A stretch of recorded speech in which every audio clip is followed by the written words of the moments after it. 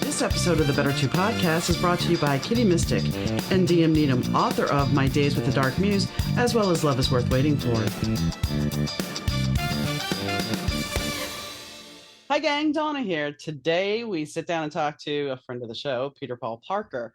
He and I think the last couple of times when we started our conversation, it always seems kind of like it's going to be a nice, normal conversation, but we always end up talking about many different things. Today, we talked about politics. We talked about music, the future of music, AI, as well as his festival coming up of conscious music. So tune in. Hi, Peter. How are you doing? Very good, very good. We're just coming out of a heat wave in the UK. It's actually been sunny for a few days. So we're all sort of sitting down in shock and awe. We had a touch of a heat wave where we got close to like high 90s at the end of August, but now we're kind of in it's time to pull out the sweater weather. So I'm not going to complain. I'm okay with that. Yeah. We had pretty much a mild summer, but it's been very dry. Wow, it's been completely opposite here. So the weather's going crazy all over the place. So we've had a completely different. From Europe's been baking all this time, but we've been quite cold actually all summer. So we've just got our late summer now, so it's been quite incredible. But yeah, I like the sunny weather. Topsy-turvy weather. And yes, some of you guys, if you're a regular viewer, which we do have a couple of regular viewers, even though I took a little break, you may remember we talked with Peter twice already. So at this point, you're kind of a friend of the show. So today, before we started, we actually kind of jumped in talking, and it's like, no, let's save this for the show. So what I want to talk about right off the bat is let's talk about music and how that face of music has changed since, we'll say, the 80s and 90s. I mean, since we ended up with the invention of streaming and downloading, everything in the music industry has changed. And even the books I write, I set them in the 80s because guess what? We didn't have tech.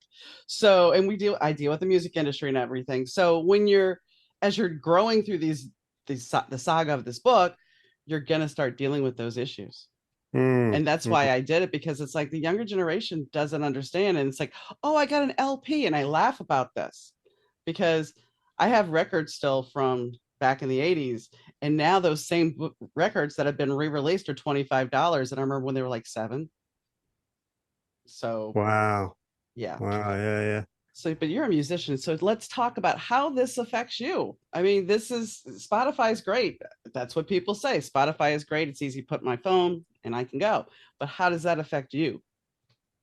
Well, I remember when it all came in and I was very resistant for some reason, right in the back of my consciousness. And I thought, this is not good. But people saying, oh, it's good because artists can get their stuff out really easily. And it's, but then I remember going to I was starting to get into the health and well-being sector at that point. I was meeting other people from the music business who were doing much the same thing. And they're saying, well, do you remember the day this all imploded in the UK? And I said, well, yeah, it was kind of when all this technology came in. So there was a vast array of people all doing all sorts of different kinds of work in the music business. And all of that was coming to an end with this introduction of technology. So it all sounds really great if you have an enormous marketing budget and you can still sell or stream to an enormous group of people.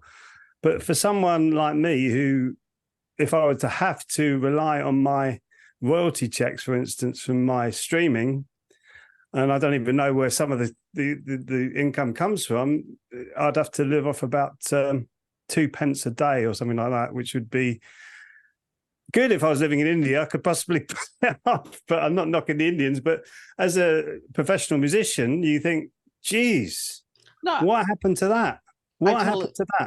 I totally get it, because KU, sorry to interrupt you, KU for page reads, if you use Kindle Unlimited for page reads, it's like 0.0003 per page read. So it's not even a penny. Yeah. So I didn't mean to interrupt, but it's the same thing with the publishing world. But go ahead, please. Yeah, so you've got these entice you in, and firstly, it was you kind of had to pay. I remember my route was you had to pay these particular companies to get yourself put into e-magazines and things like that as it was building up. And it was all good because you got good exposure and lots of hits and things like that.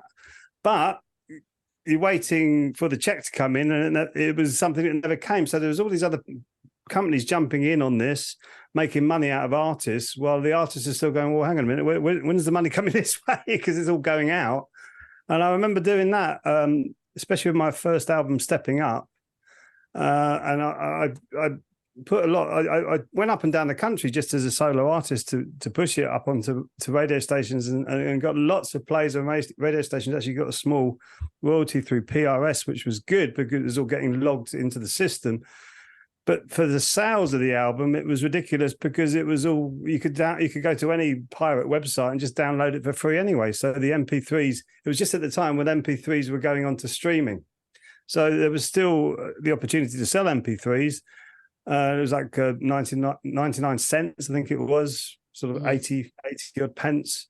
So I was selling a few digital copies and still actually selling hard copies of my album. And I remember the days when you were saying about LP, someone said they get an LP. I remember we as artists, we used to think about, this is another thing that's died, I think. I was speaking to Skylar Jett the other day and he's saying, because I was talking about putting an album together, and he's going, that's very old fashioned now. You don't think that way. You don't think. I'm thinking, well, yes, I still do, because it's an album with a theme to it, and it's my artistic input to it. So I want to put not just 1, 2, 3 hit songs. Yeah, I want to have something that has a concept and an idea behind it that actually flourishes and moves people along like a journey. So we've kind of lost that as well as musicians. Merchant, I had a gentleman named Merchant on, and he had a record come out last year. And yes, it was a whole concept thing. And the problem with streaming services and the way our music is presented to us now, you know, as a younger artist, he told me this. He's like, the fact is, we are consistently wanting something new. We don't appreciate things. We want something new. So therefore, you better put something out quickly. Otherwise, you're going to lose the momentum. And then people don't listen. You know, as you're saying, a concept record. His record is a concept. There's a start to it. There's a whole journey through it, and people don't listen. I mean, can you imagine? We'll use The Wall. I remember when my dad somebody had given him a Walkman, and he had the cassette of The Wall. And I think I was a freshman in high school, and it was like, so maybe 15 years old, 14, 15 years old. And I put this on, and the fact that the music is divided and it's just so intense, and there's a whole concept through it. There's a whole way to listen to the music. And I think we lose that now by just, oh, I'm just going to put it on random and see what comes up. And I mean, there's a time to do that. But initially, when you get a piece of music, a record, you should sit down with it and really embrace it, because the artist did it. I mean, the artist did it for a reason. It would be like picking up a book and then just reading random passages, and you're not going to get the story. No. I remember that with The Wall. Yeah, it's a brilliant album. Dark Side of the Moon as well. The one that came before that is there's no. I suppose you could listen to Money on its own. That's a great song, but to have that whole feeling wash over you as it takes you on a journey, and it used to be something we always put on in the mornings at the end of the all night parties, so that the sun would be coming up. You'll still be doing whatever you're up to. It was like the sun coming up and the Wall blast, the Dark Side of the Moon coming through, and that big crescendo with the voice. And it was an experience. It was not just listening to music. You're actually part of it, and you could feel the experience washing over you as they intended it to. If you listen to the lyrics, especially The Wall and Dark Side of the Moon, both of those albums got really profound lyrics. So you can either sit there and just let it wash over you, or actually get really involved with what the writers are singing about. And I think that's also another important aspect to music that gets lost, because when I was writing songs and they were getting out there, I think the statistic was about 3% of people actually just listen to the music properly, the lyrics properly, which I think is astounding, really, as well, because music is great, but I think if you're listening to a song and it's got words in it, then I really do feel that the whole package is to listen to the words. But also, I think a lot of artists are trying to hook and, like you're saying, hook people in quickly. Then they're watering down what they're actually really feeling just to try and get that hook. It's a bit like the marketing today in today's world. Everything's like sell, sell, sell, and it feels like that with the artists now, that they're getting pushed down that line to create. If they can't carry on creating, then they get pushed to the side, and the next one comes along, and then they do that again. So it's like almost like a conveyor belt pushing people onto it, and then when they get exhausted, which it is exhausting if you keep writing and writing and writing, it's exhausting. And it's not always your best stuff. You get thrown off the conveyor belt, and somebody else gets put on behind you. And to me, it's losing its artistic sort of nature, which is what it should have. When I go and hang out with, say, more spiritual people who just sing mantras and things like that, they're brilliant and talented artists, but they would never actually write songs for themselves or for other people to listen to, because they go, what's the point? Who's going to listen to what I've got to say? And I think that's such a sad reflection of how music seems to be going at the moment. I think there will be a turnaround on that when people start to get out there and play live again, and people go to more live gigs. But lockdown, I think, must have been the end for me with music, in the respect that I can't get out there and play live anymore. Is gone completely dead. I have to build up a little local following again, things like that. So what I did was I set up conscious music for the people, which is to get conscious artists who the record labels will not go near, because they're writing about more maybe esoteric or spiritual type stuff, or actually feelings about how they feel. So, well, no, this world is really, it's peeing me off at the moment, and this is what I feel about it. And it seems like I've spoken to a lot of artists who are really talented people, but not getting anywhere with the music because they want to be like in the more conscious music or conscious, conscious music, which is, I feel, also being ignored. And Skylar Jett, who used to be in the Commodores, he was talking about social conscious music, and he's been trying to get that label out for many years, and he's pretty well known in the business, obviously, after being in the Commodores, and he still can't get that label, social conscious music, out there. Well, I read something interesting yesterday about Miley Cyrus Bangers tour, that nobody wanted to support her.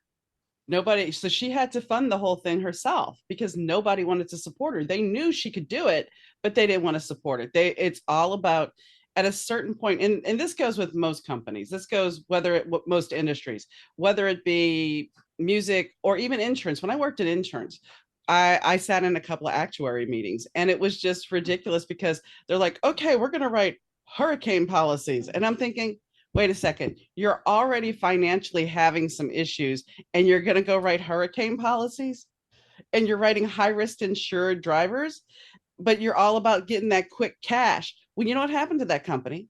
That company's defunct. It went defunct like 3 years later. And that's the thing with the music industry. It's such a machine. Most entertainment industries. That's why we have the writer strike. That's why we have the actor strike, because they want to sit there and they want to use, we were talking about this too, use AI to basically take their features, their whole persona, and just stick it in a movie wherever they want. And they don't have to pay the actor. And that's scary. That's very scary, because at what point, I mean, let's be honest. I grew up in the 80s. Terminator really stands out a lot. War games. I mean, we want to have a computer run all this. When does a computer become, and I know some people are like, oh boy, she's taking a leap, but when does a computer become sentient? When does a computer just say, you guys are just fools, I got this? I personally think that's perfectly feasible. If you've got something that does become self-aware, who knows? This technology is so far advanced. I think personally is much more advanced than we actually realize. And they can now take somebody's, they can record them from all angles and also kind of get into the DNA almost and project them into a room. And it's like, my God, well, I mean, who's that? And then they can make them sing pitch perfect, or they can make them dance in ways that human beings can't dance. And to me, when does it get to the point we're going, I'm just looking at a machine. We're watching a program actually at the moment called Black Mirror. And it's like a Netflix thing, and it's exactly this. And there was one case where this woman, a young girl, she's under 25, she's been put into a Loctite contract. She's fed up with it. She doesn't want to sing all the pop stuff with all the pink hair and all that. She said, I can't do this anymore. This is really killing my artistic integrity. I want to do something a bit more darker and a bit more earthy. So what they do is they pump her full of this this drug, and she put her into a coma, and they start sucking out melodies out of her brain, and then they release that and release her as a virtual makeup of herself. She breaks out of that, and they all get arrested in the end. But to me, this is not too far away from the truth, because you're going, well, where does the AI stop and the humans? Well, when does the human being stop and the AI begin, I should say? Because we're almost in a world where technology is brilliant. And don't ever get me wrong, because I think as a songwriter, I think to have all the technology in my little room here, this little studio, is phenomenal. But if I were to say you can get to little programs like Band in a Box, and you can just go, right, I want a jazz song in A minor, I want at least 7-chord progression, and you just go push the button, there it is. The whole everything's done. So, and then if I go, well, I want to put the melody on top of that, can you put a nice sad melody on top of that? There's the melody. And then you go to, was it Chat GPT? Says, I need lyrics on being a melancholy song about sadness or about breakup with a partner. Bang, push the button. So all you got to do, you don't even have to put it together anymore. You just plug it into the machine. Well, and see, we've had some in the States here. We've had litigation about this. We've had litigation. You cannot copyright anything that is AI. You cannot copyright it. And the fact is, Amazon has now put on, when you go to publish a book, they ask you directly if your cover has been AI'd, if your story has been AI'd, because there was a lot of people just going into Chat GPT or whatever and creating a novel. And granted, most people are complaining that the novel is total crap, but they're still doing it. And so a judge ruled that you cannot copyright AI material. So that kind of puts a kibosh on it. But you have to look at the AI can make people say things that aren't real. They can put somebody in a situation that hasn't happened. So there's lots of different avenues that there's slippery slopes, and nobody is really stopping to think that, hey, what are we doing? What are we doing? I didn't say that, but yet I'm going to be accused of saying it because somebody put that in there. So yeah, it is a slippery slope. And I think to me, it all comes down to what I would term as arrested development. I personally feel that we've all gone through like a trauma. I think even childbirth is traumatic, but as children, I think we've all been through trauma, i.e. in the respect, if you look at it on a lighter scale, especially the children coming through the 60s and the 70s, we had this permanent fear of nuclear bombs, and then in the 80s it was the big AIDS thing, and then the 90s the banking crashes, and then now in the 20s we've got the pandemic. So we're in a constant state of fear. Personally, this is what I feel, and therefore in that fear we become arrested. We're like in arrested development. We're not actually progressing into adults. Some of us are, and some of us are seeing this, others aren't. And what we've also got is this class of people who've gone to these schools and universities. I went to them. I've met the people who are actually kind of running the country now as politicians, and I rejected it. I thought they're all being conditioned in a certain way to be in a certain way, and they're not actually thinking about what they're doing. They're just thinking of the role that they're doing. So they're not actually conscious about how this is affecting society. And I think AI is a classic example of that, because Elon Musk has even put his hand up and said, you guys need to legislate on this because this is getting completely out of control. So he's carrying on with it with his Neuralink and putting AI into your brain and stuff like that.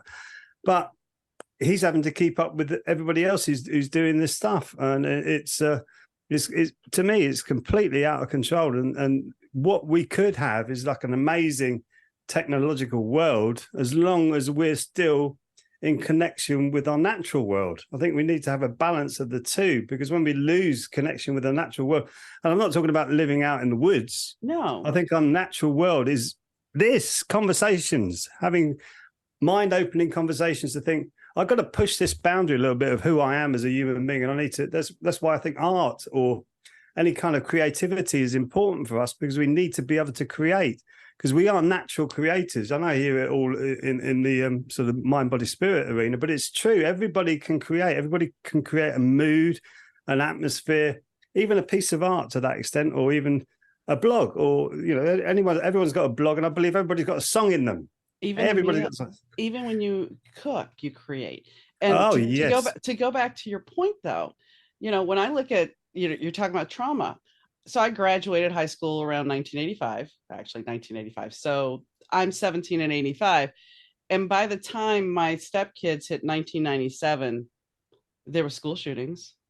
There were metal detectors in the schools. There were bomb threats. So over here in this country, we have even that. And then we're even more traumatized, because now you can go to the grocery store, you can go to a concert, and you might get shot. You don't know. You don't know what's going to happen. Mm-hmm. And then we also had, and of course, 22 years ago, yesterday, we had the towers. So it's like in here, we have had the consistent trauma. And I know that you guys had bombings and everything else. I understand that too. So it's like all these little things for political or religious reasons that happen, or because somebody's ideology doesn't match up, or let's be honest, a big one is the greed of the people that are in legislation. They don't want to legislate for the people. They want to legislate for the corporations that are paying them. Because in this country, and I could get in trouble for saying it, but it's true, they pass a law saying corporations are people. How are they? Yes, people? They did. Yes, they did. Yes. How are they people? Just tell me how they're people, because they're not a living, breathing entity. They can't die.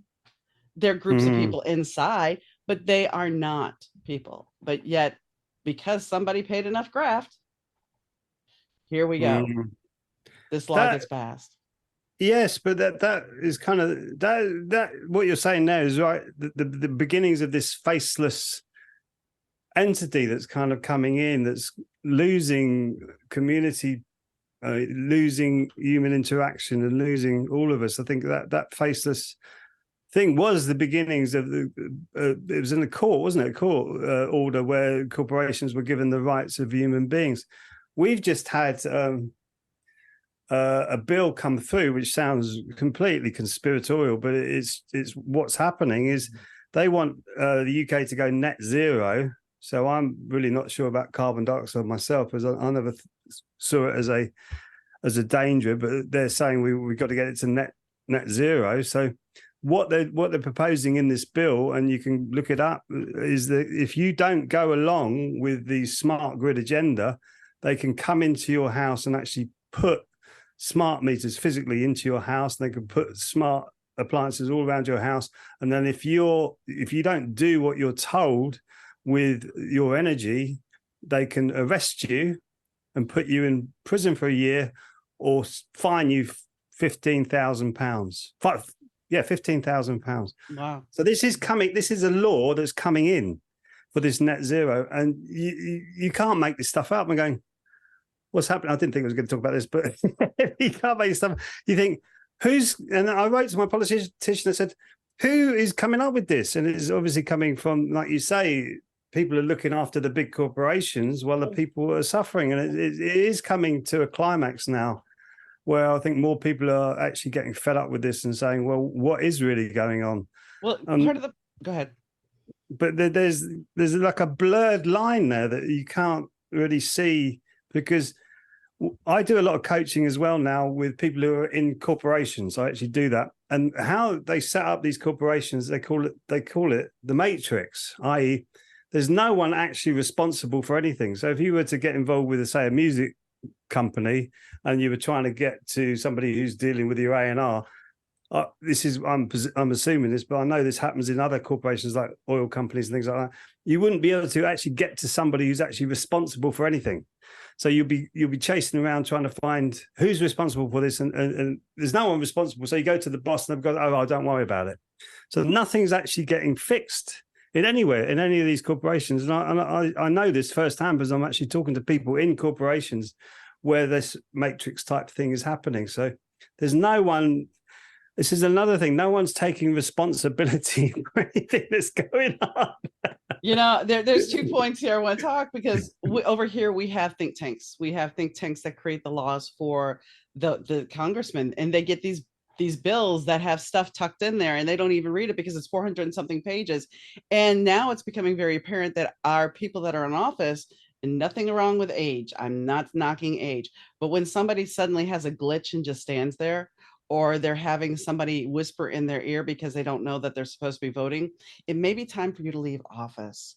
Oh, you're talking about Finkelstein. Was it I'm talking Finkelstein? Diane Finkelstein and Mitch McConnell. Both of Goodness. them. Just, yeah, that Mitch McConnell twice now has just been in the middle of talking and just froze. It's like, did somebody not charge him? What's going on? But that these are the things. It's like there's this think tank, so it's like, so they're all working through, here's the bill, you pass it and be done with that. And then, yeah, I was gonna say, and then I didn't sleep right, so now I've lost my second point. But what were we talking We've got that about? in the UK now with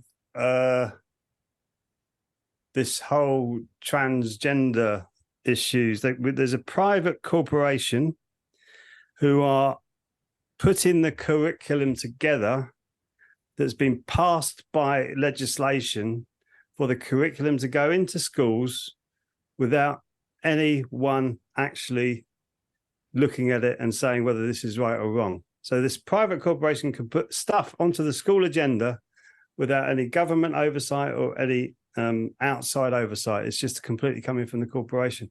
And they've just been taken. There's a court battle going on with that at the moment because they say we can't do this to our children.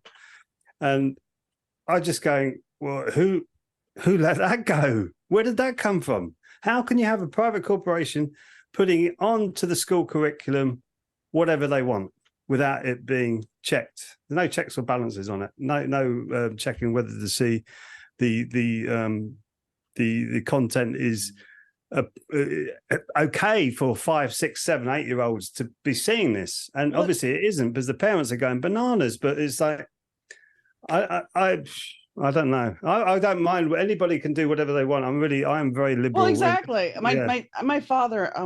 My father is he can't hear, so we talk via text. And I sent him a picture of me at Disney World when I was a little kid. I think I was about 5. And he's like, well, they've ruined Disney. And I'm like, okay, where is this going? And he's like, those liberals. I'm like, Dad, I do not wish to get political. I do. Oh, this isn't political. Okay. And I know in my back of my head, oh, yes, this is going to be political. And so he's like, they ruined it. I'm like, how did they ruin it? Well, should kids be able to pick their sex? I'm like, Dad, it's their choice. I'm not involved. It's none of my business. I don't care. It's their life. I don't care. And I said, and do you? Well, it's none of my business. I should go. Yeah, you should, because we're not going to talk about this. I'm not going to see your side. And that's the thing. I think people are so caught up in these norms. And the funny thing is, the people that are bitching the most about this are the people that grew up watching Some Like It Hot with Tony Curtis and not Walter Matthau, Tony Curtis, and can't think of his name. I am tired. Oh, so, yeah. Walter Matthau. No, not Walter Matthau. No, I know. I can't think of his name, but you know who I'm talking about. And Milton Berle, dressed in drag. Jack Lemmon. Jack Lemmon, yes. So how many people did they watch growing up in drag? David Bowie, hello. I mean, these were your heroes. These were your rock stars. But yet now you have this whole phobia because somebody told you now that you shouldn't be that way. And it's gotten so bad here. And I know we're not supposed to talk about religion, but I have to say this real quick. We have the evangelical church here, and they are now dismissing the teachings of Christ. They don't even want to listen to it because it's not going along with their agenda of being so in control. And I'm just like, then how do you even say that you're a Christian? Not that anybody can be whatever they want to be. I don't claim religion is a touchy thing for me, but to hear these people that are dying on the cross saying that they save a baby, blah, blah, blah, yet you're dismissing the teachings of Christ. Kind Mm, of defeats the purpose of being a Christian since Christ is right in the name. mm. But Which is why I love on the spiritual side of it, the Native American Indians view on anybody who's born who has different inclinations to anybody else. I think they revered that and they thought they're special. So we need to say, okay, we accept them. They're special. Let's look into it and let's treat them and pull them in. yeah, Make sure they're part of the community because it's different. And different is okay. And this is, again, the whole conditioning. I think the arrested development, we're acting like children. We're acting like children. And it's to me, it's crazy, absolutely crazy. There doesn't seem to be any discussion about anything anymore. no, It's like, this is it. This is how it is. And that's it. Full stop. Yeah. If you say something, people are they're gonna immediately get their back up. And I remembered what I wanted to say, and it's gonna, when I think back in high school and learning about the Holocaust, and I think, how in the world could we have ever gotten there? How could we have gotten there? But the truth of the matter is, we're getting there again, because the intolerance of people based on their sexual preference or their skin color is still there. And why are we? Why are we that way? Why can't everybody just, in the words of Rodney King, everybody get along? Why can't we all just accept each other for our differences? If you don't like somebody, then don't like them. If they're not in your bed or in your life, why does it matter? It just, everybody wants to stick their nose into something else. And I think the internet and COVID gave this emboldenment, at least over here, I can say what I want to anybody I want. It doesn't matter how I hurt them, because the only feelings that matter are mine.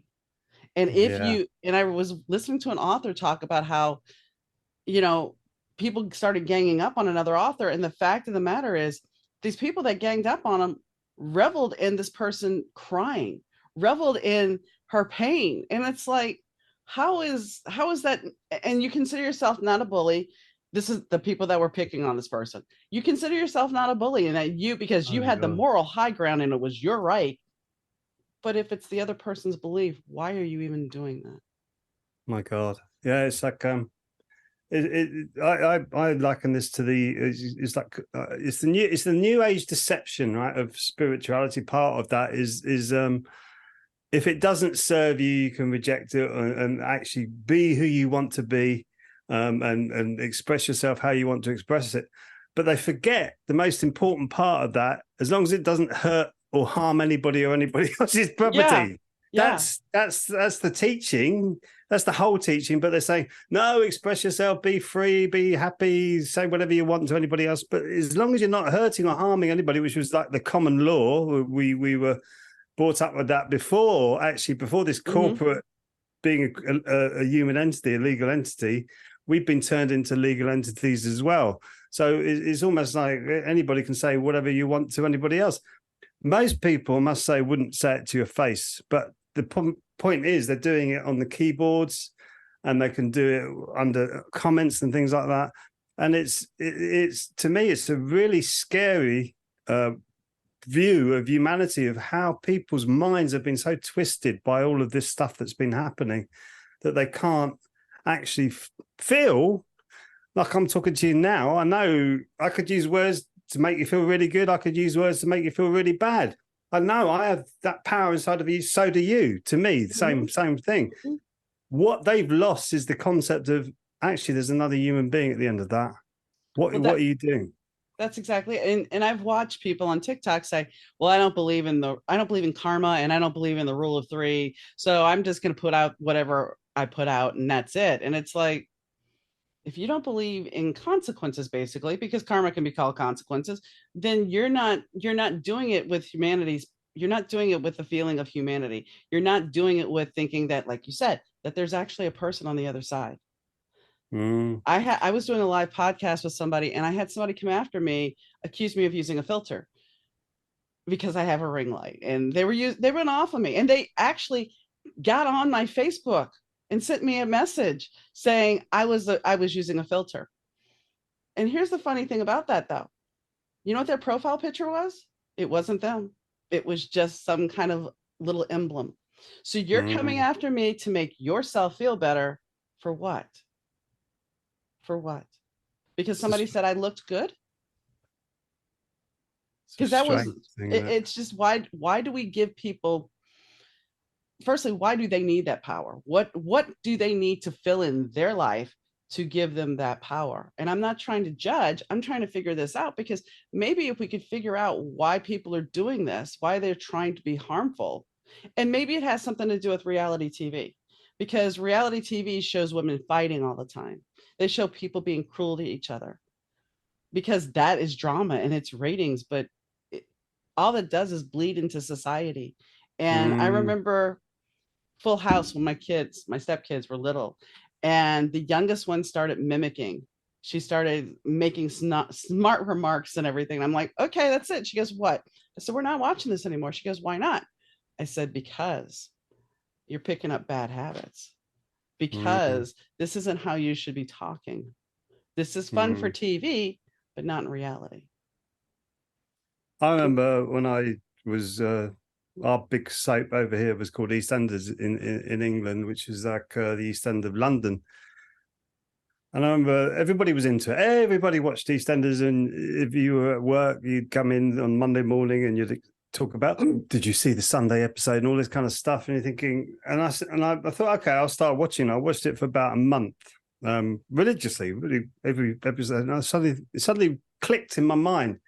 This is conditioning me on how I should live my life, because I'm starting to change the choices that I would make. Do I want to do that, or do I want to do this? Do I choose like being stuck in that, or do I choose freedom, for instance? And I went, wow, this is not me. This hasn't never been me. I've always been choosing freedom. I've always tried to say, oh no, I don't want to do that. Okay, the consequences might be bad. Who cares? I'll work it out.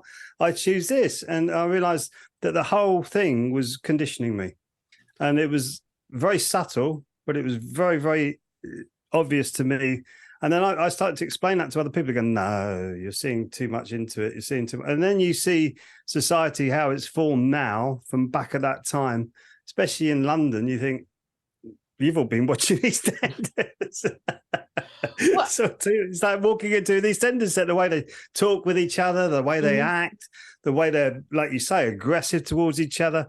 You listen to two friends talking, you think they're having a go. I know the Polish accent is very aggressive, but when the two friends are talking, sounds like they're having a row. Now, when two English people are speaking, it sounds like they're being really aggressive towards each other. And it never used to be like that in this country. It used to be quite friendly and, well, very friendly and very, all right, mate, how you doing? You know, quite chirpy, like the chirpy Cockneys, like the Londoners where I came from. They're all bright people. Now it's been so dulled down and conditioned into this grey merge of what I call yuckiness. It's like yucky. You walk out there and you go, oh God, what's happened to you? I played a festival the other week, Kingston Carnival, and I haven't been into my town centre. It's one of the biggest shopping centres in the UK, if not in Europe, and I just couldn't believe the caliber of the people there. And there was one young boy, it must be about 15, 16, because the economy's got so bad, they're now just walking along the street and just picking stuff off fronts of shops and just carry on walking. They don't even run anymore. And this guy pulled him up and he pushed him. And he said, and this young guy, 15-year-old, goes, don't push me. Don't push. If you push me again, I'm going to get the boys down there and we're going to kill you. End of your life, right? Going to kill you.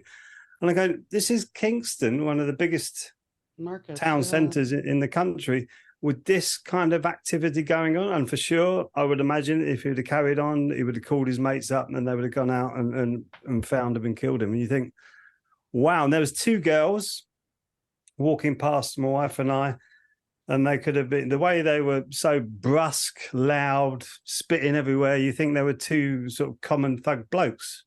It was like each to their own, and that's fine by me. But it was just, why do you want to be like that? Because I've seen that kind of behaviour on reality TV from the girls, and you think, okay, that's how you want to be, but it's conditioning. Mhm. It's nothing more, nothing less than conditioning of how this is how you should present yourself. I've seen it also with gangsters. I've known some gangsters in my time, which is what happened in the music business. You kind of got introduced to them, and meeting a gangster's daughter, she was quite rough and brusque, but that was her, and that's how she naturally was because she was in a tough Right. childhood, right? But these people, I don't think they were who were walking past. I think they were just conditioned to be like that. She was fine, and I accept her for how she was. But this is kind of, you know, when it feels a little bit fake and forced and Oh yeah. conditioned. Yeah. It's I how it mean, felt. when the Hunger Games came out over here, at the theater, and there was the biggest book, and Hunger Games came out, and I looked at my husband and I said, did you ever think maybe that they're trying to set us up and prepare us for maybe what's coming in the future? And he looked at me like, are you nuts? And I'm like, no, just think about it. And then, like, I think 2 or 3 years later, all the restaurants started going with gray.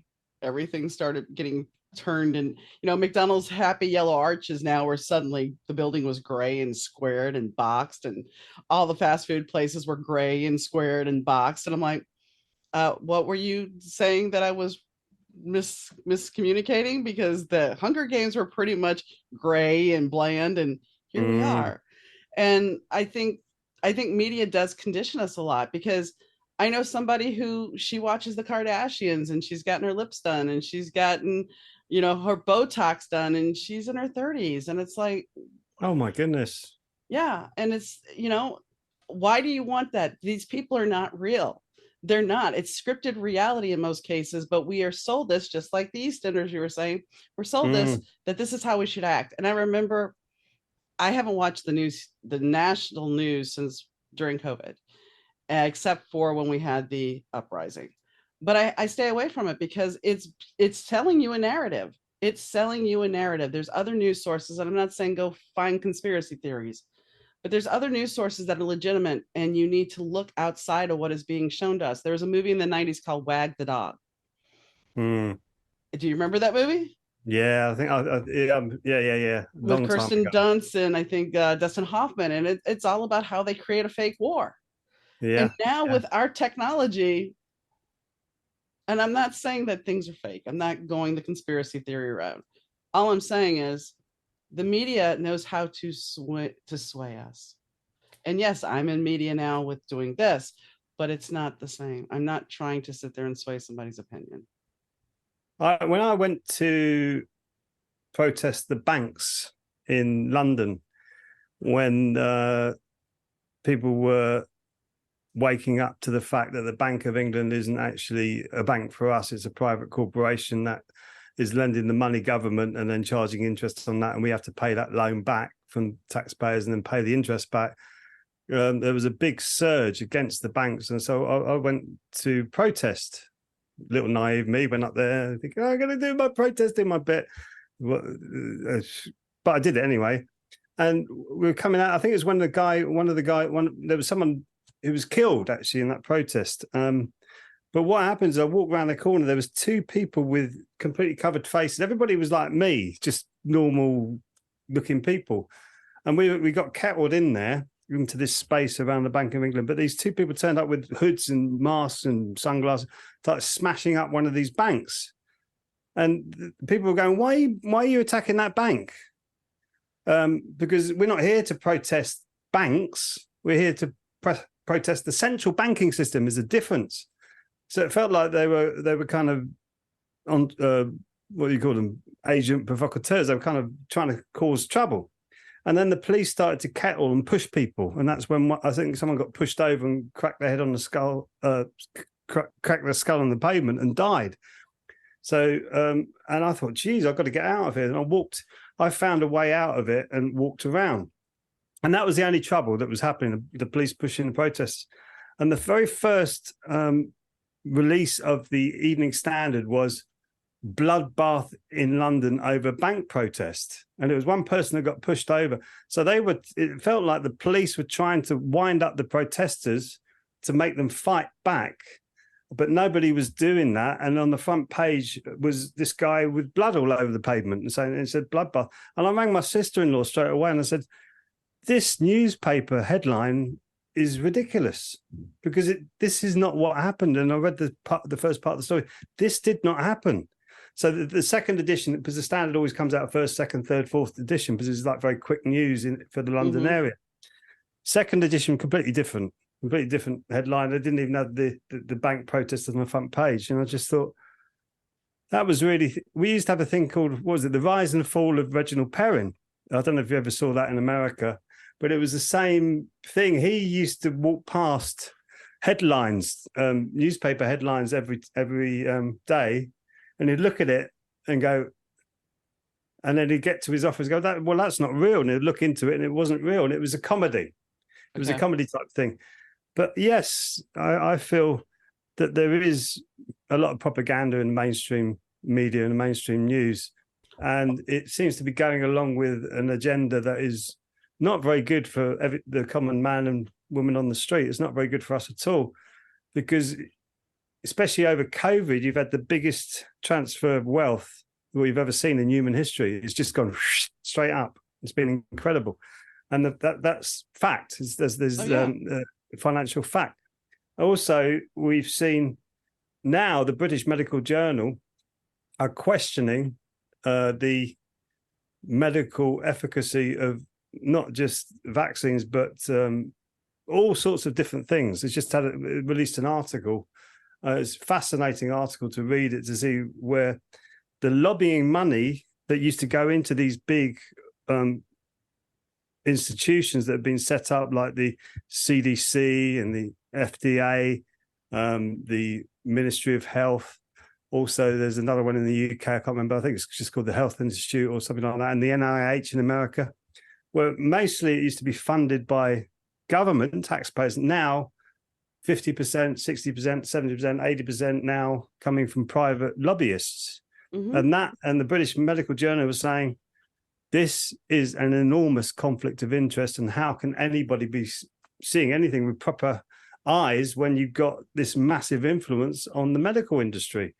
And I go, yeah, at least somebody from like a very established journal, the British Medical Journal, actually speaking up and saying, this is what I saw when I was going around talking during the pandemic to people about holistic health, which is what I'm really into.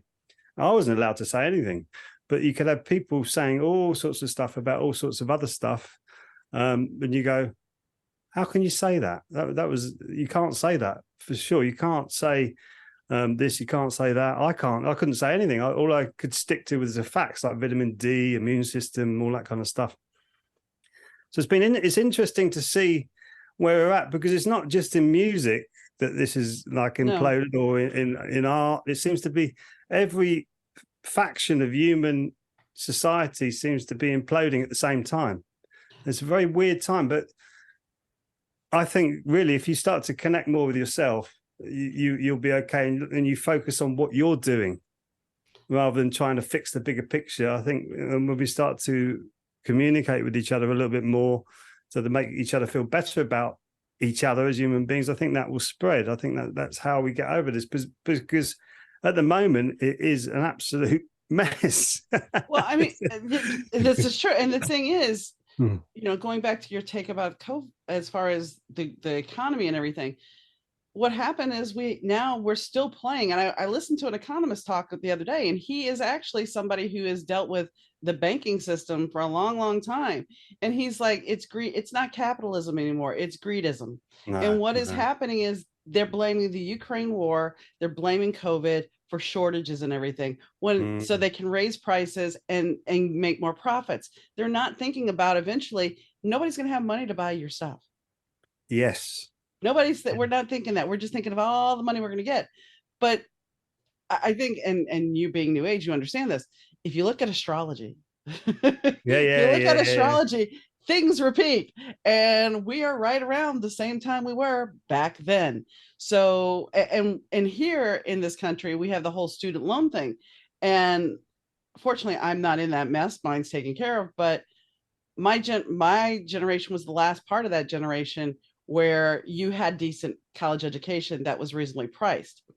Then all of a sudden we figured out we can make money and indebt these people, and so let's jack the prices, let's raise the thing. And just like the housing market over here, they started bundling and selling it. Yeah. And so people now, they can't afford to buy a house, and then you have corporations coming in buying houses here, so you can't afford to buy a house. So I Mm. mean, it's just our economy is very much based on greed at this point. I mean, Gordon Gekko from Wall Street, greed is good. mm, we're living that now, and I know Oliver Stone said he did not do that movie as a template for how you should be doing things, but played out that way. It has played out that way in a lot of ways. He's picking up very well, actually. Oliver Stone at the moment, he's doing some good, and his son is doing some good work as well. But yeah, it was the Inside Job. Have you seen that? Narrated by Matt Damon. Yeah, I believe I did. When you Yeah. see how, and they're still doing it in Greece, they're absolutely pillaging that country to bits. Well, they said Spain's going to be headed the same way, and that this Yeah, is eventually going to go across the world. yeah. But what they did was they collected all these junk bonds of Freddie Mac and all that kind of Freddie and whatever it was, all that junk debt. They packaged it all up. Moody's was involved with it and everything. This is all fact because there's no laws against it. Wonder why. Packaged it all up, and then they take it over to Europe and say, "We've got this amazing deal for you, AAA credit ratings," and they open it up and it's all junk. So they're having to give their islands away to these managing directors of these banking companies. It breaks my heart because Greece and their whole philosophy and the whole country and all the people are beautiful.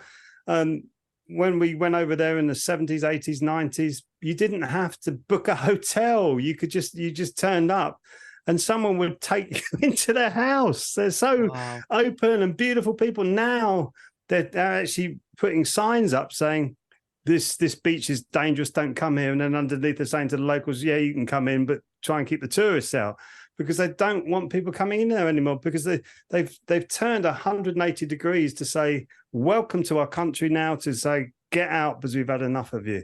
And to me, that is to do with the raping, the pillaging of their resources, because Greece, I mean, the olives that came out, that feeds the whole of Europe, all their olives. And now that's all being destroyed and burnt down. And yeah, it's awful what's happening now. And yeah, it's coming across the world if we allow it. And I don't know how you stop it, but I think to actually let your politician know, or your senator, or whoever your representative is, if you let them know that you know, I think it slows it down a little bit. But more people need to suddenly take a look at this and go, why is this happening now? Why is this happening? And it's not conspiratorial either anymore. No. I mean, there was people into conspiracy theories, and I don't mind listening to conspiracy theories as long as it's got some sort of credibility to it. But this is not. This is fact. This is what's happening. This is literally a corporate takeover of the world. You've got BlackRock, I think, owned about 90% of the assets of the world. It's like, well, and that they were talking recently because we had the banking collapse here in 2008, and Obama was in office, and there's a document now showing basically that Obama had people from Goldman Sachs helping him, and he's making money, and yes, I voted for him, and I don't knock him, but if this is true, this document, because yes, back to AI, we can create anything we want to form a narrative. But if this is true, if he did have these people, then he wasn't the man that we all thought he was. And that's why the banks got a slap on the hand, and they're still continuing to do what they do. And that's until we actually take back and say, you're not a person. And until we say lobbying is not lobbying, lobbying is bribing. It is legalized bribery. And nobody talks about that. Everybody's like, oh, it's not bribery, it's lobbying. What's the difference? Please tell me the difference, because there is no difference. It's the same thing. I'm still trying to influence you with payment. I saw this. I studied politics at school for some reason. I don't know why I chose art, history of art, and then I just saw economics and politics, and I just thought, oh, I'll do that. I'll just do that. I didn't mind. I enjoyed the O level of economics, so I'll do the A level, and it just had politics thrown in on it. And I remember going through government legislation and policy making, and they were called quangos at the time, not lobbyists or NGOs. They're called quangos. And I put my hand up to the teacher there and then, and I said, "This is wrong. You got a private company here putting in legislation to these politicians where they were voted in by a certain group of people expecting a certain manifesto, and this is how the system's been set up. But now you've got this quango pushing in and putting in their 10 penneth to get what they want out of it." And I said, "This is wrong, surely." He goes, no, this is how it is. This is how everything gets funded and everything's okay. And go back to sleep, Peter, forget about it. And that was way back then. These aren't the droids you're looking for. Yeah. Yeah, exactly. But I don't know about over there, but over here, a lot of the politicians, once they're done, if they're young, they move into the private entities with these firms that they helped. So it's like, why shouldn't I help them? Because they're going to give me a cushy job that's going to keep me in the lifestyle I'm accustomed to. And it's not a little amount of money either. This is how big Tony Blair are.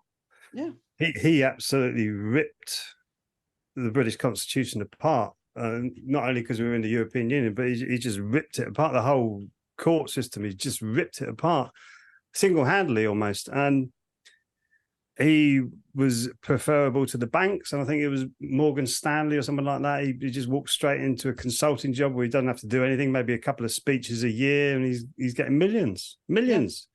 Yeah. You think, well, I wouldn't mind, $1 million would be. I mean, that's the sad thing. And they were talking about, there's a couple of millennials or Gen Zs on TikTok, and they're talking about the economic divide, that if you evenly broke down the economics, that the boomers would all be multimillionaires, but every other generation besides the boomers, especially Gen Z, I think they said they would get like $79,000 each. Yeah. Because of all the wealth where it's accumulated. And that's the thing. The one thing that they don't think about the economy, especially when they talk about raising taxes and everything, they don't think that the working man keeps putting money back into the economy. The rich person sticks that money away. They buy a boat, and that's it. They buy a house. That's it. It's not them living paycheck to paycheck like most people are. Wondering, and then the stress that goes with that. Oh, that's why they want to keep you working and working and working and working, so that it somehow keeps this thing going. I've always thought that growth is a bad thing if it's not sustainable. You cannot just suddenly grow and then not sustain it, because it's always going to cause bubbles and collapses. And that's what we had. I'm not saying go back to the gold standard or even sterling for this country, but what happened with the great wars that happened before, was it 71? I think we went into fiat currency, but the great wars, you had a massive inflation during the war, then it would anchor straight back down onto the value of what your currency was based on, i.e. gold or silver. And as soon as it came off, I think it was to fund the Vietnam War, Nixon put it onto the fiat currency for the world currency. And it went up, and inflation went up, but then it just carried on going up and up and up and up. Whereas you'd probably be able to buy a beer, I don't know, for 10 cents or whatever before that. Now, how much is a beer? Or even a loaf of bread? It's just like 100 times the price. Yeah. I mean, unbelievable. My mom used to sit there and say, "Oh, we need a good war." And I'm thinking, no, we don't. We've been in a war. I mean, truthfully, the United States has been at war all the time. We're always at war with somebody. It doesn't matter if it's just us monitoring somebody. We are always at war. I mean, somebody told me that. I was like, yeah, right. And I actually looked at the diagram, and pretty much we are always fighting. And that's the sad thing. Our military budget could do so much more. But now apparently the people that are leaving the military are telling the people that are trying to enlist, don't. That's how bad. I mean, it's getting really dicey over here, because you get a job, a corporate job, and you're still on public aid because you can't afford things, because you're not making a living wage. And now apparently the military is getting to be the same way. So what are you doing with these multi-billion-dollar, this budget that you guys have? What are you investing in? Oh, are you giving it to your corporate buddies? I think it was Mm, Eisenhower who said back in the late 60s, watch mm. out for the military industrial complex. And that's where we're at. And that's BlackRock. That's those corporations that are trying to rule the world. Yeah, have you heard Eisenhower? That was a brilliant speech. But have you heard JFK's last speech at the American Media Association? No. You've got to listen to that. You've got to listen to that. It was about 3 weeks before he was shot, and he says there is something in the background that is really nefarious and is not good for humanity. And I want to bring a politics back for the people. He literally lays it out, and you go, wow. But I'm pretty sure it's still be on YouTube. So just look up JFK's last speech, the AMA, the American Media Association, and it's jaw dropping. It's interesting. Just as jaw dropping as Eisenhower's speech was. You go, did he really say yeah. that? Well, and it's interesting that you brought JFK up because yes, there's the big conspiracy theory, but apparently one of the Secret Service people said that there was an extra bullet that he found on the car. This just came out like 2 days ago. Amazing. And that they actually put it on the gurney and then it was lost forever. Yeah. So, but I mean, this is an older gentleman now. Is he telling the truth? We don't know. Is this just some conspiracy? We don't know. We'll never know. No. We'll never know because there's things, like he said, there's things working behind the scenes that we're not aware of. But anyway. Definitely. Yeah, definitely. And it's a very strange world that we're living in at the moment. I personally think it's an energy rather than people conspiring behind the scenes. And I think that energy is going to be lifting soon. I think we've got another 2 years of a little bit trickiness. So hold on tight. You mean okay? We're actually going to see Oz? Yes. Follow the yellow brick road. Exactly. So I know we danced around a lot of topics here. But you also wanted to talk about your conscious music event, and that's going to be in March of next year. So tell us a little bit about that. What I do now every year, we've done the first one, is get a group of conscious artists, singer-songwriters who, some of them had real long careers in it, people who want to sing conscious music, i.e. music about singing from the soul kind of thing. So we're running this online concert. It's all free, so you don't have to pay anything for it. And we're always looking for either artists to play or people to attend. So we had a fair amount of people attending last year, or this year, I should say. Next year, we want even more people. So to support the artists, because what we're really seriously contemplating is setting up a cooperative for musicians where they can have MP3s on the website, theconsciousmusecollective.com, and sell their art, sell their books, sell their music, sell whatever they create. And therefore, there will be no middleman cutting in on their profits. Obviously, the collective will take a cut so that it can keep perpetually promoting itself. But that's what we're seriously considering at the moment, is trying to set up a cooperative to help artists. So really it's the beginnings of that venture. So we do need support for people just literally to turn up to the gig. And the artist was good. The last feeling we had was me having the vision of showing lots of people out there in the world trying to make it a better place. And it worked. It was like 3 hours of entertainment. We had short videos of people actually expressing what they were doing, and also artists who were singing about what they're going through at the moment. And it was beautiful. And we had a few people watching who are fairly well known in the music business. And they said that was a really good show. You just need to advertise. They really said advertise the crap out of it, but excuse my French. No, that's fine. you wanted to advertise it, get it out there bigger, because this is a really good idea. So yeah, I need to get some publicity on that and try and get more people to turn up. And you can just go to the consciousmusecollective.com, or just even Google conscious music, and the website will come up near the top. And all you do is just register for tickets, and you get the tickets. It's actually on a Zoom call like this, but you get tickets to come in as a webinar, and you can watch the concert for free. Nice. And we would really love you to have you there if you're interested in conscious music. So yeah, it's about, because I've been writing some really interesting songs recently, and I wanted a vehicle for me to play live on, and this is This is what we're trying to achieve: is get more conscious artists out there singing more and doing their stuff. Because I think music needs to come back to the people and away from AI and away from the corporations. I think music is such an important part of our life, all of our lives, that we really need to take back control of it and actually start to appreciate people, what they're writing, even if you're not.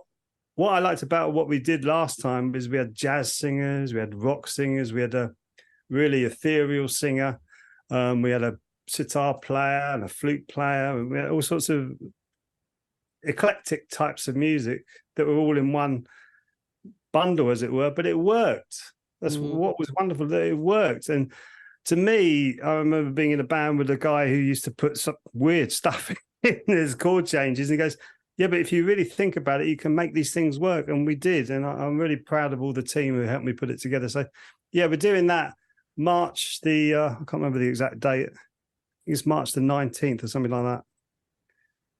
Yeah. March the 16th. March the 16th. That's the date of it. 2024. So it'll be here quicker than you realize. It's coming around. Time is going very quickly, and that's also to do with the cycle that we're in. Is called the quickening. Time is speeding up because the Earth is moving in a strange way, I think. So it feels like time is like speeding up, and it kind of is. But I feel what's good is I don't feel my age, because it feels like that time's gone, but I haven't changed at all. So that's a good thing. That's a good thing. Although as soon as you said the quickening, all I could think of was the movie The Highlander. Yeah. That's all I could think of. But you know, that was a pretty painful quickening. So yeah, let's hopefully it's not going to be like that. No, I think it's going to be a lot better. I think when more people see what's going on, I don't think we're going to put up with it. I think the human, what we've been used as is like a matrix almost, from the big corporations taking over and getting people to come into their corporations, and then compartmentalization was much like the matrix. You do this, you do this, you do this, and none of you know what the other one's doing, so therefore you could never set your own thing up. I'm in charge of this, that's it, full stop, I've got the monopoly. That, to me, I think is going to come to an end, because that was like an old male energy sort of control freak type thing.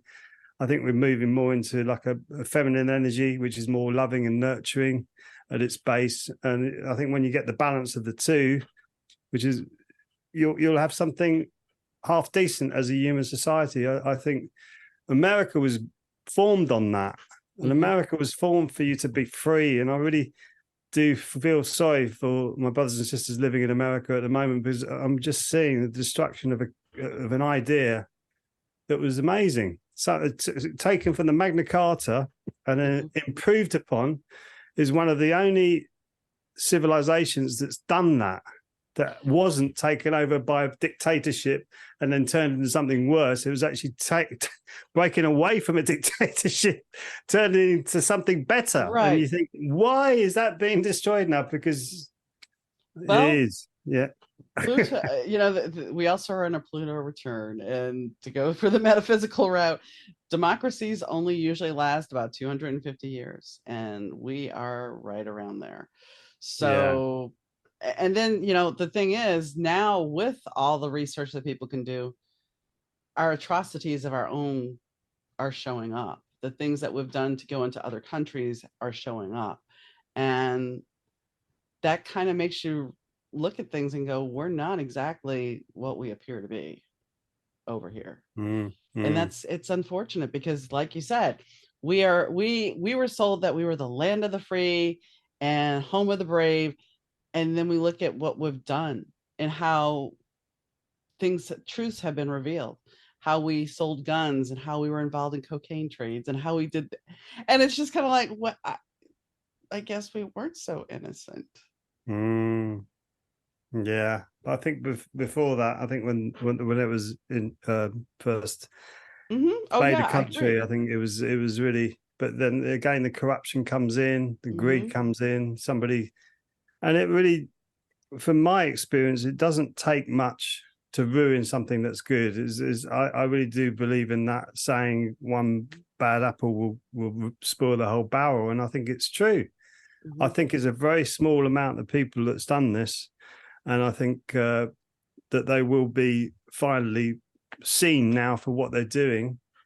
Someone came up with the expression philanthropaths, philanthropaths, which I think people who are making out that they're philanthropists and doing good things for humanity aren't actually Oh, doing that. What yeah. they're doing is they're shuffling money around that goes back to themselves, making out that they're doing good things for people, but basically there's always an angle to it that always comes back to them. So they're not real philanthropists, and that's where the expression philanthropaths come from, because they're Well, like psychopaths. somebody, not to put Elon in the same place here, but they were talking about how Elon basically he gets paid in stock. So he does a stock buyback, he takes a loan on the stock, he ends up paying back the loan from selling stock, and he ends up making money off the interest plus. So it's like you and I can't do that. No, But so no. he's not working hard and he's just continually just making money this way It's because of like a stock tap buybacks. that turned on. Yeah, that happened back. It wasn't again in the 90s where they in the stock exchange they had I think AI then, or Mm-hmm, maybe 200s, where it was just like a croupier just coming in and scooping up, mm-hmm, just scooping money into accounts. And mm-hmm. you think, what what kind of mindset do you really enjoy, just seeing figures get bigger and bigger and bigger on your screen? Because when you get to a certain point, it doesn't really matter Well, you can't how many take it figures you with got you. there. We're all gonna go. You can't take it with you. What do you want, a velvet lined casket? I mean, Yeah. what do you want? Do you want a gold casket? What you can't take it with you. So what are you doing by watching your other members of society suffer? Mm. What do you gain by that? And I think that's really what we have to look at. It goes back to the bullying situation. It goes back, the trolls on the internet. What satisfaction are you getting by watching somebody suffer?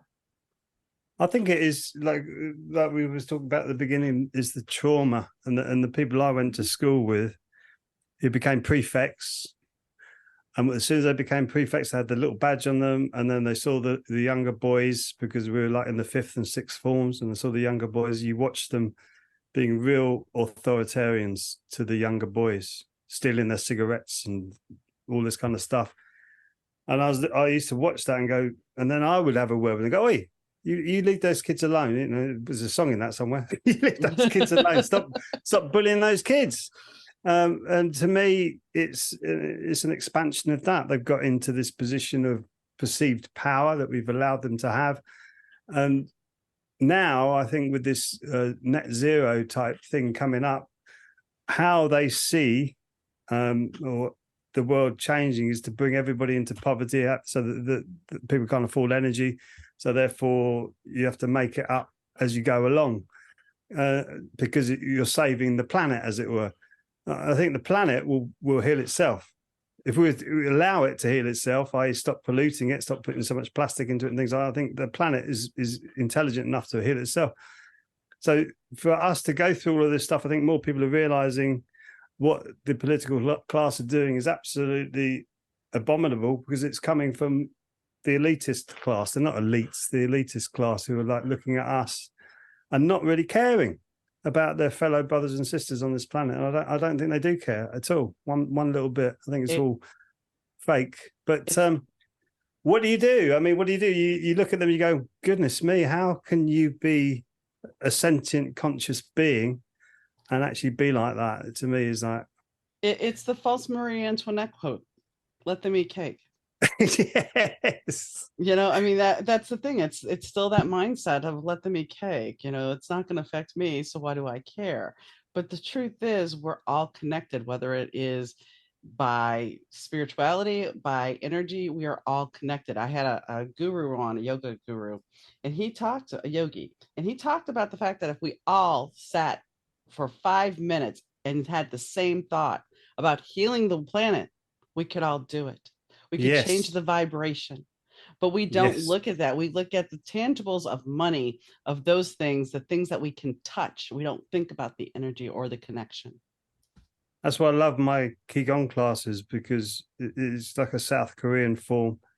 And each time somebody comes to my class, and they do it, like just had an email from someone in New Zealand who just popped in on one of the online classes, because you see here seeing her sister, and she said, my life's a bit busy for what I feel traditional Qigong is, but I did your class, I did it twice. I was so taken by it, and I said I've never felt so connected with myself within the space of an hour. And I just thought, yes, that's all you need to do, is just connect more with yourself. And when you start to connect more with yourself, you actually start to realize there's something a little bit more to me than just how I act, how I am, what I do. There's a lot deeper to it, lot deeper, a lot of more depth to all of us, which is why I love Qigong in that respect, because the way that I feel about it is more about the connection to the earth and connection to the people. It's like my Master Jean, who used to teach me, she used to say a lot of people have spiritual diarrhea, i.e. they're talking about,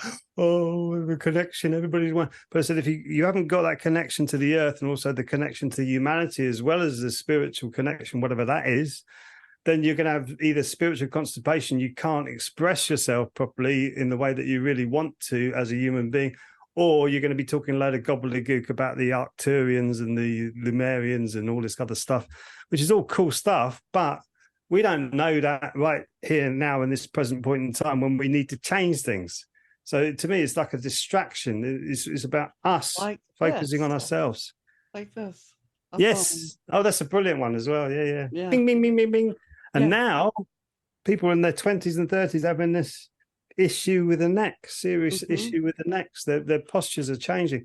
Going into Kingston and seeing some of the men kind of like this. But think about this though for a second. Isn't it interesting that the way evolution worked? I know evolution's a bad thing, but think about evolution. We were hunched over, and now guess what? We're going back. Yeah, go backwards. Who knows? But yeah, it is very interesting times we live in. And I personally feel we are in the Kali Yuga, which is what the Vedas teach us. And this is showing us, and this is what they say in the Vedas, exactly what you don't want in your life. You're seeing now what's coming up. You're seeing very clearly, this is what the Bible says as well, the apocalypto, the lifting of the veil. You're seeing right now what you don't want and you don't want to be like. So in that respect, if you're seeing that, you have to start to move the way that you act, feel, think, your emotions. You have to move it away from that so that you become more in tune with yourself. And you might be a rascal like me. I'm a little bit of a rascal. I like to play and have fun. And when I go to the elderly community centres, I play with them and toy with them and go, you're a bit of a bad boy, Peter. I say, yes, but I'm good. My heart is good, but I like to play. It's not because there's too much of this too serious in like the spiritual or new age era. Sometimes I think we need to be who we are and accept who we are, whatever form that takes, as long as you don't hurt or harm anybody else. But you can see clearly what you don't want to be, and you can get sucked into it very easily, i.e. you were talking about politics earlier, or religion, or even now war, even speaking to Ukrainians about their war, and you think, oh, I can't say that because that's going to upset you. And it's there was a guy, a dentist, talking about how he had a patient and that it's hard for him to do his job because and it wasn't a comedy skit. She gleeked. She put her tongue to her teeth and she gleeked. Well, the lady ended up saying, she's like, oh, I'm a squirter. Well, that has a total different connotation now. And he's like, I'm trying to figure out how not to say anything or respond to this woman. She said it 3 times. He's like, if she would have said it one more time, would have had to dismiss her. And she's a sweet old lady, but I could not, I can't talk to her like that because words have changed. Yes. And that's a problem we all find ourselves in, because there's certain words now that we've used throughout our life that now you can't use. Because I play with my wife with that a lot, because she'll say something like, Ooh, that's a bit racist. Well, I mean, come on, I know what you guys used to call cigarettes, and you could definitely get in trouble for saying that now. Yes, yes. Just having a fag. Yes, yes, that would get you in so much trouble right now. The wrong I person know. hears it, you're going to get roasted. Yes. So, Yeah. I mean, times have changed, and I'm not against change, but sometimes it's just like, even as a writer, because yeah, I do write in the 80s, and to be factual, I have to use some words that may not be appropriate. I personally feel my father used to say it a lot to us as children: sticks and stones will break your bones, but words should never hurt you. And I really do believe that. I think what's happened is we're too connected with our thoughts and feelings and emotions, which are so transient, and we're not connected to actually what we really are, which is energy. Right at the core of us, we're energy.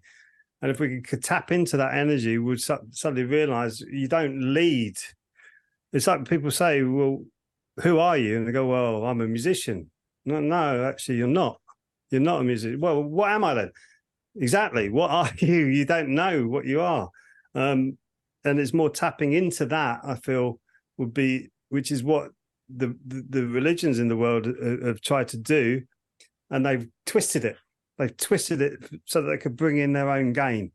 A great box set we saw called the Borgias, the Catholic popes, the Spanish Catholic Pope, and the beginnings of that was brilliant because it was this encrusted hand with this beautiful encrusted bowl with all jewels and gold and everything like that coming across the screen, and this hand with all dirty with like threadbare clothes coming over and putting the money into this encrusted pot, and then the hands coming back apart. And I'm thinking that should be the other way around, really. You should be giving to the Yeah, poor, not the poor giving yeah, to you. yeah, And how everything's been inverted with our what I would call our spiritualism, which is really just you, your energy body, which is connected to, like you say, everything on the field, the quantum field. Some people would call it God, other people would call it the field, or the Tao, which is hmm the Tao philosophy, or Krishna, which is the Hindu philosophy.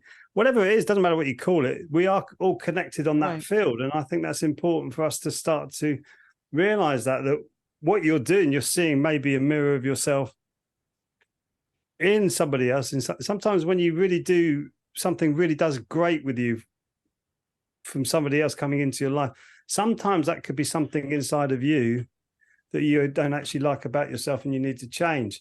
So when you start to see life from that perspective in a little bit deeper way, you suddenly realize there's a lot more to this experience than actually meets the eye. And when you just base it on money, greed, materialism, it becomes such a sad and shallow existence. And I know that from having people gone up into the banking system in London, made millions and millions and millions, and still miserable as hell. Got everything they ever wanted, but still miserable as hell because there's no connection within themselves and with the people around them. And I find that really sad. So if we could find the balance that we've got this amazing technology, we've got all this wonderful stuff that could be creating great houses with. We could be more connected with nature and have everything, have our cake and eat it and have a wonderful life. And I think, but are we going to do that as a species? I don't know. I think as we're going to do that in communities, yes, I think that's slowly building. Good people are starting to connect more all over the world because of Zoom like this, right. and having decent conversations and opening people's minds up. So within smaller communities, pockets will grow. And I feel that that's where the changes are going to come because people, at some point, there's going to be enough people turning around and saying, I'm not putting up with that anymore. Right. What am I going to do? We had it with the pensioners when they tried to get them to change putting the bins out on a different day in I think a borough of London, and every single one of them refused. So they had to reverse the policy to say, okay, we'll go back to that day. So it's just really rejecting what is happening at the moment. I think on a deeper level will help stop this coming in. It's not due to come in anyway. If you look at it from the Vedic astrological viewpoint, we're hitting the bottom of like a cycle and then rising back up into a better cycle, and then it drops to even worse than this when you will have no way out of this. So I think we're on a good time to be in the planet, actually, to be able to see what you don't want, and also to do something about it. I try and stay a little bit clear of it. It might get a bit uncomfortable, but I think you can stay a little bit clear of it. I really do firmly and passionately believe that. But when the next time comes around, there will be no chance for humanity to get out, and that's what it says. And from doing extensive readings from the Puranas and the Vedas, to me, they're explaining exactly how this society is. I.e., there will be enormous hypocrisy, enormous corruption. You'd have students killing their teachers. You have people just killing people for fun and all this kind of stuff. It's written, it's all in there, and it all says that about today's world. But it does say there's going to be a bounce up into a golden age, which is we're kind of coming into that now, which is why you're seeing what you're seeing. Because if you think about if this was to really take grip and you not being able to do anything about it, we would never be able to have this discussion. So there is grassroots and hope. There's elements of, not like I was fooled by Obama because he brilliant hope, and I thought, yeah, brilliant. There's someone here who's going to actually do something. But then looking back, because I was in such a daze, he didn't really say anything. All he just said was there's great hope. And he's a beautiful orator, wonderful speaker, very charismatic man. I'm sure he's great laugh to be around. But he didn't do what he said he was going to do for the people. And that was one of the biggest letdowns I think I've had in politics for a long time. But I think that's the problem. We have so many outside forces puppeteering everybody that's in power. And I mean, our president before this one, you listen to any of his speeches and it's word salad. It's not coherent. It rambles. And not to make any offense to the president we have now, I don't think he should run again. I think he's too old. I think we need younger people in office. And yes, Obama was a younger person. I understand that. But I think we need to have our people in there that are moral and not so willing for the greed to pay them. But the problem with that is you'd have to change the laws. And in order to change the laws, you have to have the right people that aren't going to be bribed. So it's just like a big hamster wheel. And until we actually sit down and go, enough is enough. You know, to quote Donna Summer and Barbara Streisand, enough is enough. We can't take it anymore. And I mean, that's the thing. It comes down to a point of when is enough enough? Kids getting killed in school on a daily basis isn't enough to do something about guns in this country.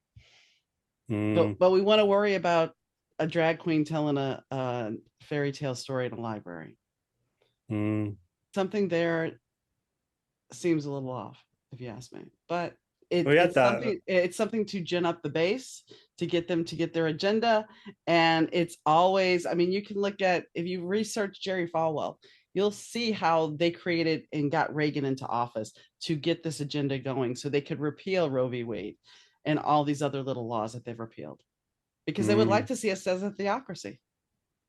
Which, didn't we leave you guys because of that? Yeah, well, I went out as well. So I tried to go down that route of becoming a free man of the land. You can do it.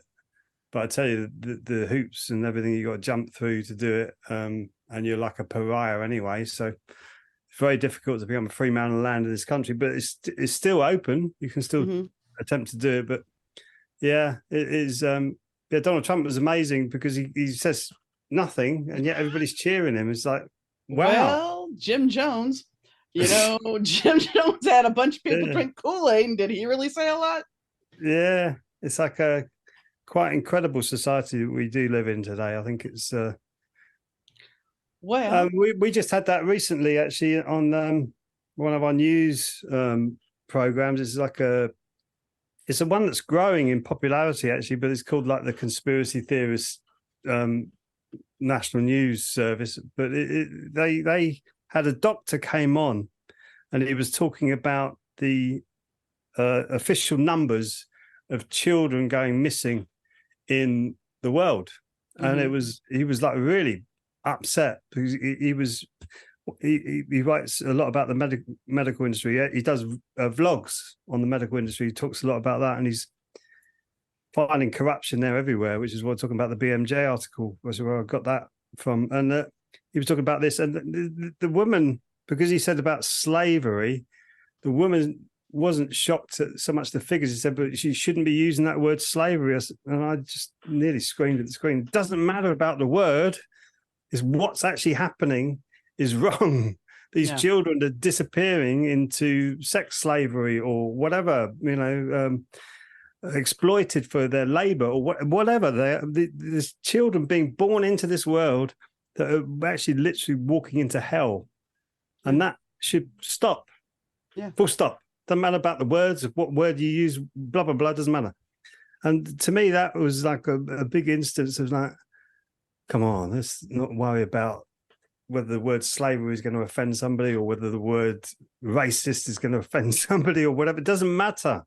It's what is actually happening is the most important thing to address. And that's what he said. He was almost in tears when he said it. I said, I don't want to sit here and argue about the word slavery. I just want this to stop, because this has shocked me to actually do any research into this. And he's a brilliant researcher, and see how many people in America, Europe, UK, all across the world, he had different figures, and it was like shocking, the tens of millions of children that are going missing literally every year. So it's something that needs to be looked at. It really is.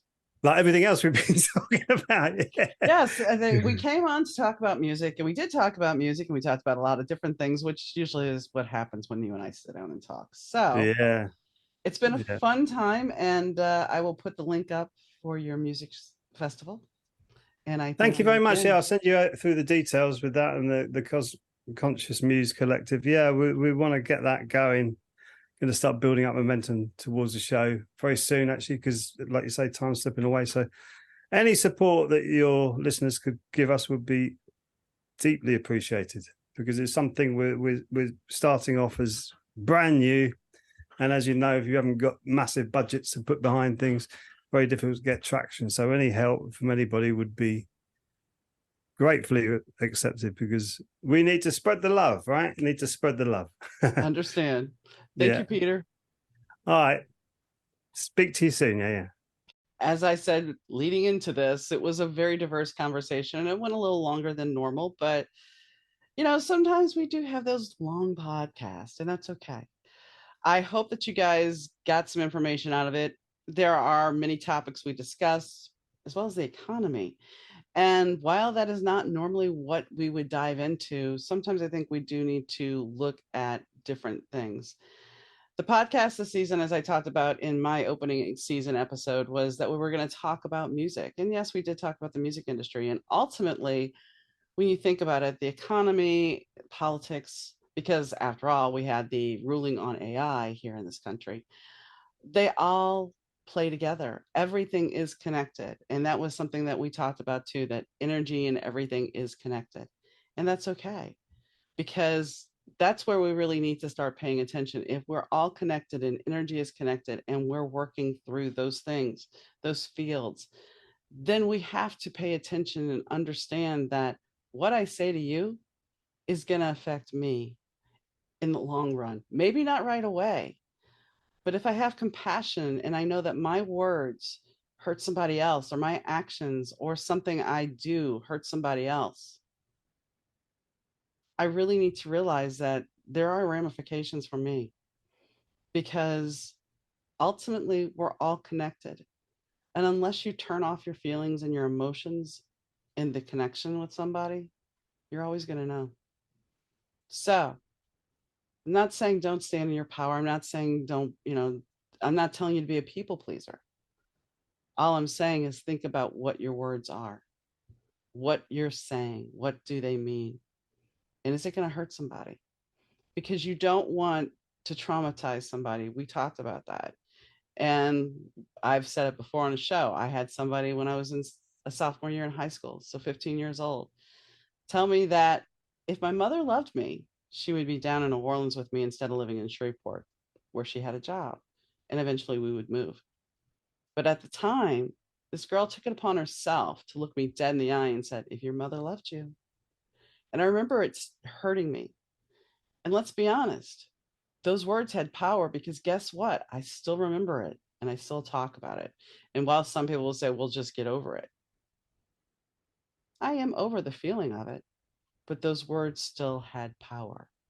So think about what you're saying, because sometimes your statement that will never mean anything to you and you will forget it might just hurt somebody or cut them to their core.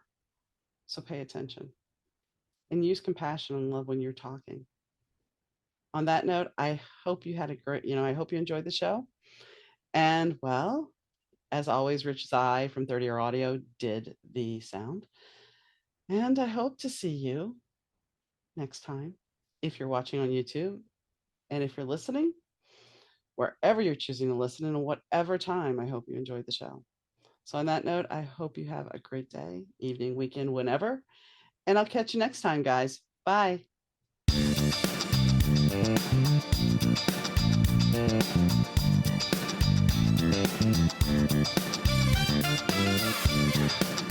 The Better 2 podcast is mixed, edited, and produced by Rich Zai of 30 Year Audio Productions.